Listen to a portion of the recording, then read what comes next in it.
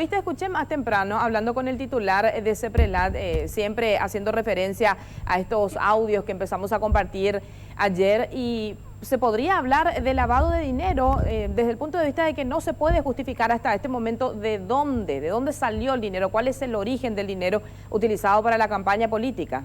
Sí, dos cuestiones que vale la pena, antes de escuchar lo que tenemos hoy nuevo para seguir con el caso. Primero que lo que nosotros estamos publicando da cuenta de lo que pudo haber sido el financiamiento de la campaña electoral de dos partidos importantes de la izquierda. ¿Por qué tiene esto importancia? Porque uno de los problemas más graves que tiene nuestra democracia es justamente el financiamiento de las campañas políticas. Sabemos que ahí puede haber el dinero de los narcos, el dinero de la mafia en general. Bueno, acá tenemos un caso en donde se pone en duda cuál fue el financiamiento de la campaña de dos partidos relativamente pequeños, si bien consiguieron instalar después en alianza a un intendente, que fue el caso de Mario Ferreiro. Y la denuncia que tenemos habla, una denuncia hecha desde adentro, que supuestamente quienes financiaron esta campaña fueron los cigarrilleros y apuntan sobre todo a la figura de Horacio Cartes. Y además, refería ayer Rocío Casco que ese financiamiento permitió que después presionaran a los legisladores, en este caso el PEMA y Avanza País, para que votaran a favor de la enmienda constitucional. Independientemente de que uno esté a favor o no del intento de la enmienda constitucional, claro, lo que nos dibuja es cómo funciona el tema de los financiamientos en negro de las campañas para eventualmente presionar por una determinada ley o cualquier otra cosa. Mañana puede ser, por ejemplo, nombrar a un ministro de la Corte que sea más favorable para, por ejemplo, los narcos que están procesados. O sea, por eso esto tiene importancia. Y otra aclaración, esto no tiene nada que ver con que la denuncia que se hizo en la Municipalidad de Asunción sobre una presunta recaudación paralela sea absolutamente cierta. O sea, ambas historias pueden ser absolutamente ciertas y corresponde que la justicia investigue ambos casos. Esto no tiene nada que... O sea, evidentemente esta denuncia la presentan las personas que se ven afectadas por el caso de lo que ocurrió en la Municipalidad de Asunción. Pero la denuncia que hacen no mengua en nada la responsabilidad que tienen eventualmente en el caso Municipalidad de Asunción. Este es financiamiento de campañas políticas, porque están queriendo mezclar las cosas como si se neutralizaran, y no es así. Al contrario, se potencian en tal caso. Revela la necesidad de investigar ambas cosas, lo del financiamiento paralelo, porque puede que ese financiamiento, si existió, ¿verdad?, esa recaudación paralela, haya sido justamente para pagar los gastos de la campaña en negro. Por eso se vinculan y por eso son importantes. Pero si les parece, para poder hacer memoria, la pregunta pues era sobre todo que le decíamos ayer a Camilo Suárez, ¿quiénes pusieron la plata? Y que no supo responder. Sí, él dijo que son un grupo de personas que aparecen en un documento que él tuvo que haber suscrito porque él se abroga el derecho de cobrar esos bonos, esos pagarés. Y para eso tuvo que haber firmado un documento con estas personas. Él dijo que va a averiguar si puede hacer público ese documento, porque ese documento es la clave para saber quiénes pusieron la plata. Pero vamos a empezar porque yo le preguntaba ayer a Camilo de manera directa si entre los financistas estaban los tabacaleros o los cigarrilleros, que es el término que utilizaban. Pero vamos a escuchar lo que nos decía Camilo, ¿les parece? Vamos a empezar con eso. Adelante. Sí. Uno puso los 900 millones. En realidad era un grupo de personas que pusieron 900 millones. Es uno el titular, pero en representación de más o menos 4 o 5 personas. ¿Son tabacaleros? No, ¿qué tabacalero? No, te pregunto. Luis, a ver, entiendo con las preguntas capciosas. ¿En serio? No, ¿por qué capciosas? Si te estoy haciendo una pregunta directa, vos me decís que no y está claro, es no. Bueno, esto nos decía Camilo Suárez cuando yo le preguntaba directamente si eran tabacaleros los que habían puesto la plata. Vamos a escuchar una de las grabaciones que nos hicieron llegar, en donde justamente se hace referencia a esto, quiénes estaban en el financiamiento de la campaña. Vamos a escuchar ahora esta grabación.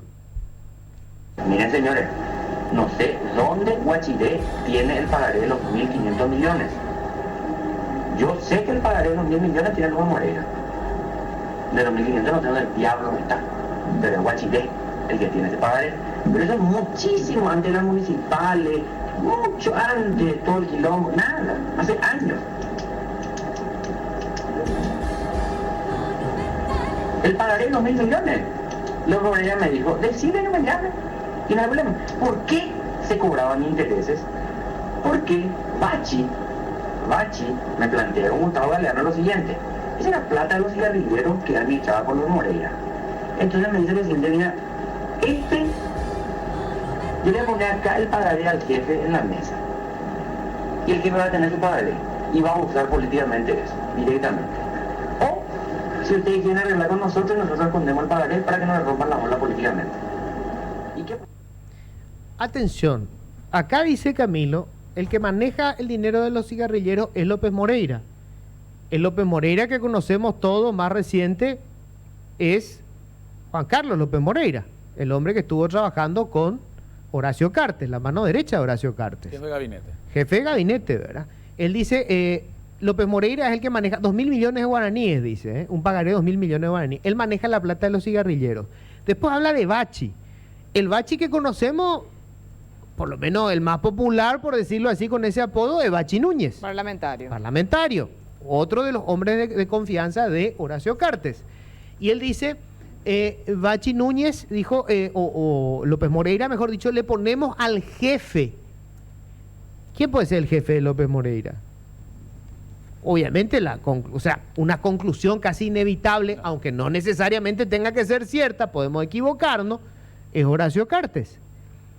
Y él usa políticamente o no, dice, ese pagaré.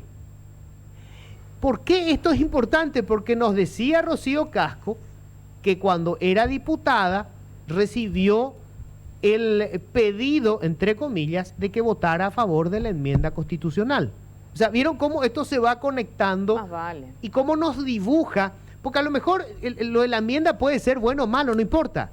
Lo que nos dibuja es cómo, si esto fuera cierto, la forma de financiamiento de la campaña permite que quien ponga la plata decida la orientación del voto. Y eso puede determinar una cuestión que sea tan importante como si tenemos o no segunda vuelta electoral. Claro, hay un condicionamiento directamente. Vamos a repetir otra vez, pero escuchen bien, esto se escucha que habla Camilo y él hace referencia a un López Moreira que maneja o administró el dinero de los cigarrilleros que se utilizó en el financiamiento de la campaña. Escuchemos. Miren, señores, no sé dónde Guachiré tiene el pagaré de los 1.500 millones. Yo sé que el pagaré de los 1.000 millones tiene López Moreira. De los 1.500 no tengo el diablo dónde está, pero es Guachiré el que tiene ese pagaré. Pero eso es muchísimo antes de las municipales, mucho antes de todo el quilombo, nada, hace años. El pagaré de los 1.000 millones.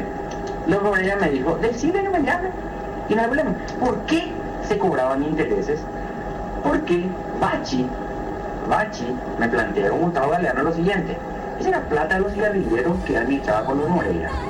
Entonces me dice lo siguiente: mira, yo le voy a poner acá el pagaré al jefe en la mesa, y el jefe va a tener su pagaré y va a usar políticamente eso, directamente. O, si ustedes quieren arreglar con nosotros escondemos el pagaré para que no le rompan la bola políticamente.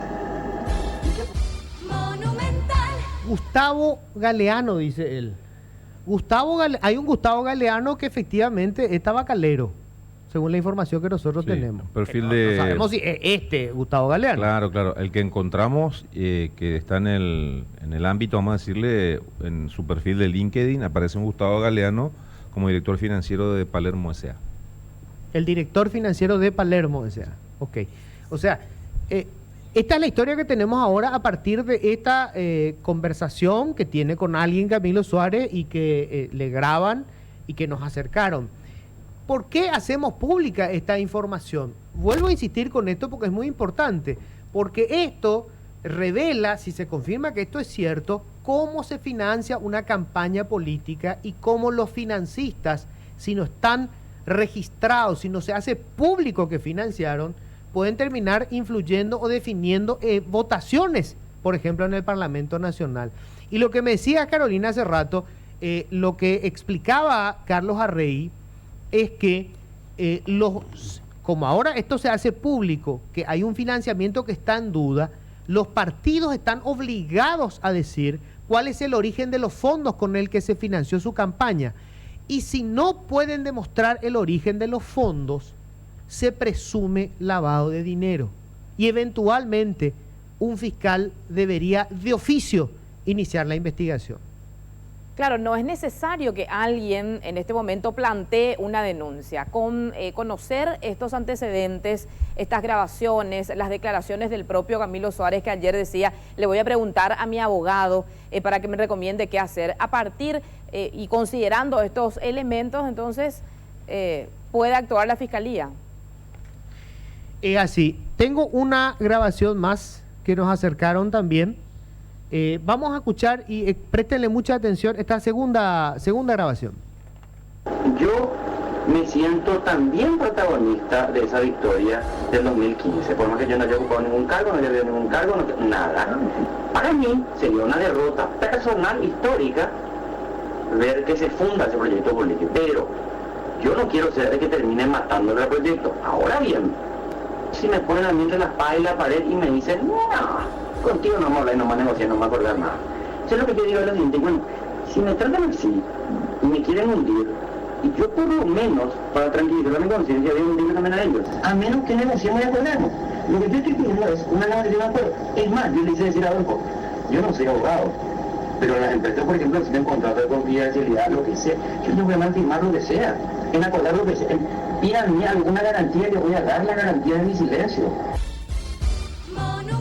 Esto ya tiene que ver con digamos, la versión de algunos de que supuestamente, termina, que extorsionaba con el tema de hacer o no la denuncia a Camilo, que ya son unas cuestiones internas de los grupos. Pero lo importante es, y voy a insistir con esto, el financiamiento de la campaña. Y vamos a poner otra vez la primera parte, porque yo le pregunto directamente a Camilo si había dinero en los cigarrilleros y él lo niega. Y después en esta conversación resulta que se habla de un pagaré de 2.000 millones que tiene en su poder López Moreira, un López Moreira, podemos suponer que es Juan Carlos López Moreira y equivocarnos o no, y dice que es el que administra el dinero ¿de quién? De los cigarrilleros. Vamos a escuchar otra vez lo que decía cuando le preguntamos directamente a Camilo Suárez. Sí. Uno puso los 900 millones. En realidad era un grupo de personas que pusieron 900 millones. Es uno el titular, pero en representación de más o menos 4 o 5 personas. ¿Son tabacaleros? No, ¿qué tabacalero? No, te pregunto. Luis, entiendo con las preguntas capciosas. ¿En serio? No, ¿por qué capciosas? Si te estoy haciendo una pregunta directa, vos me decís que no y está claro, es no. Ok, esto es lo que decía Camilo y vamos a escuchar otra vez la primera grabación. Miren, señores, no sé dónde Guachiré tiene el pagaré de los 1.500 millones. Yo sé que el pagaré de los 1.000 millones tiene López Moreira. De los 1.500 no tengo el diablo donde está, pero es Guachiré el que tiene ese pagaré. Pero eso es muchísimo antes de las municipales, mucho antes de todo el quilombo, nada, hace años. El pagaré de los 1.000 millones. López Moreira me dijo, decide que me llame. Y no hay problema. ¿Por qué se cobraban intereses? Porque Bachi me plantea con Gustavo Galeano lo siguiente. Esa era plata de los cigarrilleros que era administrada por los Moreira. Entonces me dice lo siguiente, mira, yo le voy a poner acá el pagaré al jefe en la mesa. Y el jefe va a tener su pagaré. Y va a usar políticamente eso, directamente. O, si ustedes quieren arreglar con nosotros respondemos el pagaré para que no le rompan la bola políticamente. Bueno, de lo que escuchamos, Carolina y Juan Carlos, en términos periodísticos uno puede armar una historia, es inevitable, por los nombres que se mencionan, Bachi Núñez, López Moreira, Juan Carlos López Moreira, el jefe Horacio Cartes. Ayer decía Camilo que se reunían en la Casa de La Habana, pero que ese era un nombre que le ponían nomás y que era un lugar que podía ser o el Shopping del Sol o cerca del Shopping del Sol. Pero, coincidencia, la Casa del Habano se llama el negocio, uno de los tantos negocios de Horacio Cartes. Rocío Casco decía que cuando Camilo Suárez le dice que tiene que votar a favor de la enmienda constitucional para que se habilite a una reelección a Horacio Cartes, le dice que si no lo hacía, él iba a decir públicamente que quien financió su campaña era Horacio Cartes. Camilo Suárez niega haberle hecho este reclamo o esta exigencia a Rocío Casco, dice que no se reunió en la Casa del Habano, sino que le decían nomás la Casa del Habano, dice que tiene un documento donde están quiénes son los financistas, pero que no sabe si puede mostrar ese documento porque tiene que preguntarle a su abogado. En términos periodísticos, hay demasiados elementos como para que sospechemos que hubo un financiamiento a dos movimientos políticos importantes de un grupo de empresarios vinculados con quien fuera el presidente de la República, Horacio Cartes, y que después pudieron haber utilizado ese financiamiento que no se declaró nunca para presionar una votación en un sentido determinado. Esta es la clave, porque se trata de saber cómo funciona el financiamiento de los partidos políticos y cómo los que ponen la plata pueden determinar el resultado de una votación en el Parlamento con leyes que terminan afectándonos a todos. Carolina, Juan Carlos. Sí, Luis. Bueno, en lo que dice ahí, hace una autopregunta, una retórica aparentemente. Camilo Suárez dice, ¿por qué se pagan o se cobraban intereses? Y ahí es donde supuestamente le responde Núñez que podían hacer dos cosas con ese pagaré. O lo ponen a la vista del jefe, del patrón, o lo ocultan todavía. Lo arreglan. O lo arreglan entre ellos, lo conversan entre ellos. Es decir que había un resquicio, una operación que probablemente no estaba a la vista. Ellos lucraban de vuelta con mantener al resguardo de ese jefe, que sería Cartes, de todo apuntaría a que vaya a ser él, ¿no? Y por eso están cobrando intereses. Es así, más o menos, lo que puede entenderse, Luis. Claro, eso es lo que se escucha, eso es lo que se entiende de esto. Y la cuestión de fondo es cómo funciona esto. Es decir, puede de repente un determinado empresario, vamos a suponer que sean, no tabacaleros, pongámosle otro, que sean embotelladores de gaseosa, que compren estos bonos, que financien, que no aparezcan, que nadie sepa que ellos pusieron la plata, y después se vote lo que se votó hace poco en el Parlamento. Si se grava con más impuestos, dependiendo de la cantidad de azúcar que tenga una bebida que esté en venta. Y que estas personas que financiaron, y que no sabemos nosotros que financiaron, puedan influenciar en los votos. Este no es un debate que tengamos solamente nosotros, esto es un debate a nivel internacional, porque es un debate que tiene que ver con los fallos de la democracia. Porque si el que tiene plata es el que puede determinar cómo se definen las cosas mediante estos financiamientos ocultos, entonces la democracia es una farsa. De eso se trata esta historia. Eso. Ahora, Luis, si vamos a ir desde el punto de vista de la legalidad, que haya sido el grupo de cigarrilleros o el grupo o la plata directamente de Horacio Cartes que financió estas campañas, ¿es cuestionable legalmente? Acá la cuestión clave es qué dice la ley con respecto al financiamiento de los partidos políticos. Porque este es un financiamiento que no se declaró. Ajá. O sea, no hay un registro que diga estas personas, fulano, fulano, fulano, que sean empresarios tabacaleros, pusieron esta cantidad de dinero en la campaña de determinado movimiento. Ese es el punto. Y allí es por eso le preguntábamos nosotros hoy a Rey si existe la presunción de lavado de dinero. Y efectivamente existe. Existe la presunción, porque la cuestión clave es de dónde salió el dinero. Yo puedo traer dinero del narcotráfico, entregar ese dinero a una campaña contra bonos, y cuando cobre los bonos, el dinero está lavado. Ese es el punto. Lo que tenemos en pantalla es un documento hecho a mano por Camilo Suárez, en donde donde dejaba constancia de cómo se hacían, cómo se habían remitido algunos de estos pagarés o estos bonos. Y creo que esto es lo que le hacía llegar a sus compañeros, ¿verdad? ¿Quién tendría eventualmente estos bonos? Pero La pregunta está flotando hasta ahora y no tenemos respuesta de Camilo sobre si nos va a dar, porque nosotros le insistimos con esto. Vos traes el documento donde aparece con nombre y apellido quiénes pusieron la plata y que te subrogaron el derecho de cobrar esos bonos y la historia está cerrada. O sea, ya está, acá está, estos son. Y además, pues vamos a hablar con esa persona en tal caso y dicen, sí, nosotros pusimos la plata y se acabó. No hay eso. Lo que tenemos son estas grabaciones que nos hacen suponer otra cosa. Claro, Tenemos, más todavía con la pregunta que le hacías puntualmente ayer y respondía inmediatamente diciendo, ¿qué tabacaleros? Esa fue la reacción inmediata y resulta que hoy a través del audio nos damos cuenta de que en realidad sí hubo algún tipo de conversación con tabacaleros.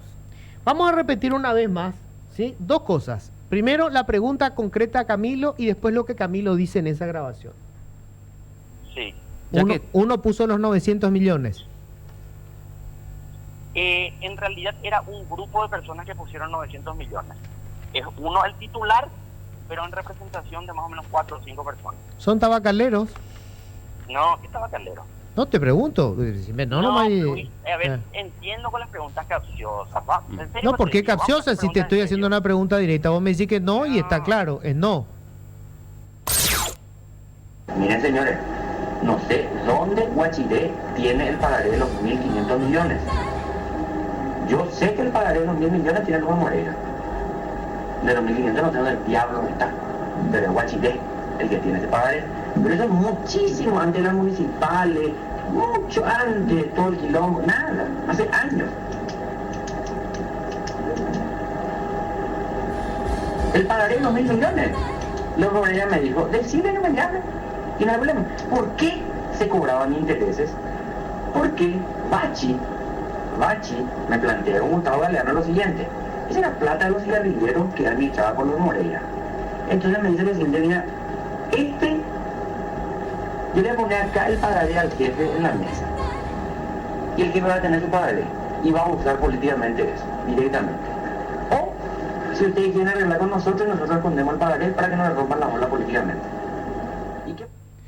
Bueno, les cuento que me escribe Rafael Filisola, me dice, la ley 4.743 de financiamiento político obliga a declarar quiénes son los aportantes de las campañas electorales. Ya en el 2013 la campaña presidencial de Mario los recursos fueron inmensos. Claro, esto es una discusión siempre que hubo, ¿verdad? Cómo se financiaba. Pero ojo, esto no es una cuestión, es muy importante entender esto, no es una cuestión particular sobre Camilo o sobre Mario Ferreiro o sobre Avanza País, sino elementos concretos de un caso en particular que nos puede estar revelando cómo funciona el esquema del financiamiento de las campañas de los partidos políticos y cómo los financistas, que hoy pueden ser tabacaleros, mañana pueden ser narcos, puede ser el PCC, puede ser el Comando Vermelho, termina influyendo en las decisiones que se tome en el Parlamento, por ejemplo. ¿Qué decisiones toma el Parlamento por decir la selección de la terna para ministros de la Corte Suprema de Justicia? Mañana podemos tener una terna en donde uno de los candidatos sea una persona vinculada de alguna manera con los narcos y puede terminar siendo ministro de la Corte. O sea, por eso la importancia de esto. Vamos con la otra grabación, ¿te parece? Dale. Yo me siento también protagonista de esa victoria del 2015, por más que yo no haya ocupado ningún cargo, no haya habido ningún cargo, nada. Para mí sería una derrota personal, histórica, ver que se funda ese proyecto político, pero yo no quiero ser el que termine matándole al proyecto. Ahora bien, si me ponen a mí entre la espada y la pared y me dicen, no, contigo no vamos a hablar, no vamos a negociar, no vamos a acordar nada. Eso es lo que yo digo es lo siguiente, bueno, si me tratan así y me quieren hundir, y yo por lo menos, para tranquilizar mi conciencia, voy a hundirme también a ellos. A menos que negociemos y acordemos. Lo que yo estoy pidiendo es una negociación de acuerdo. Es más, yo le hice decir a Adolfo, yo no soy abogado, pero las empresas, por ejemplo, si tienen contrato de confidencialidad, lo que sea, yo no voy a firmar lo que sea, en acordar lo que sea. Pídanme alguna garantía, yo voy a dar la garantía de mi silencio.